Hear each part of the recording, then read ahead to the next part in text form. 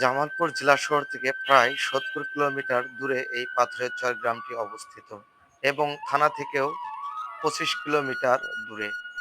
এ যেন দেখার কেউ নেই।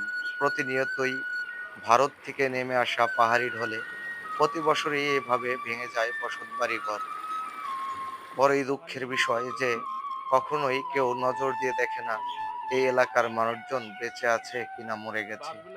বাপদাদার পুরনো বসত ভিটা শতাব্দীর পর শতাব্দী থেকে এসেছে। সেই বসতভিটা হারিয়ে ফেলছে এলাকাবাসী। এলাকার মানুষের কঠিন এক আর্তনাদ। সেই সাথে হাজার হাজার হেক্টর জমির ফসল নষ্ট হয়ে যায় এই পাহাড়ি ঢলে। তবে কিছু সময় যদিও আশ্বাস দিয়ে থাকে অনেকেই যে ছোড়ার কাজ করে দেবে, কিন্তু কখনোই কিন্তু এই কাজটি সম্ভব হয়নি। এই এলাকার মানুষের আর্তনাদ দেখার মতো আর যেন কেউ নেই।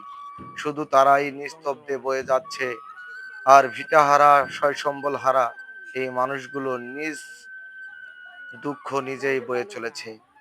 বড়ই কষ্টের বিষয় যে ভোটের সময় অনেক মানুষকেই দেখা যায়, যখন বসতভিটা হারিয়ে যায় সান্ত্বনা দেওয়ার মতো লোক পাওয়া যায় না। এভাবে যদি বসতভিটাগুলো ভাঙতে থাকে তাহলে এক সময় বিলীন হয়ে যাবে পাথরের চর এই গ্রামটি। কিছুক্ষণ যেতেই কিন্তু রয়েছে বিশাল একটি পাথরের চর ঐতিহ্যবাহী ফুটবল খেলার মাঠ, যে মাঠটি প্রায় ১০০ বছর আগে করেছিল। এই মাঠটি প্রায় ৪ একর জমির উপরে। সেই সাথে রয়েছে বিজিবি ক্যাম্প এবং পাথরের চর ঐতিহ্যবাহী একটি ব্রিজ এবং রোডসেন্স হাইওয়ে।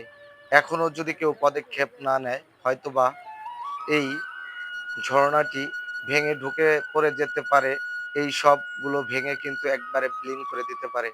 তাই সকলের কাছে অনুরোধ করব এই ভিডিওটি শেয়ার করে এবং প্রশাসনের দৃষ্টি আকর্ষণ করব, যাতে করে এবং পানি উন্নয়ন বোর্ডের কাছে করত মিনতি করব যে এই এলাকাটি অবশ্যই পরিদর্শন করে, যাতে করে এই এলাকার মানুষ একটু সুখে শান্তিতে বসবাস করতে পারে। অবশ্যই আপনারা একটু পরিদর্শন করে এই এলাকার উন্নয়নের দিকে একটু নজর রাখবেন।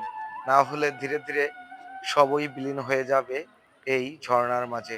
কিছুই বাকি থাকবে না ঐতিহ্য হিসাবে। বিশেষ করে ঐতিহ্য পাথরের চর মাঠ এবং ১০০ বছরের একটি পুরনো প্রাথমিক বিদ্যালয়।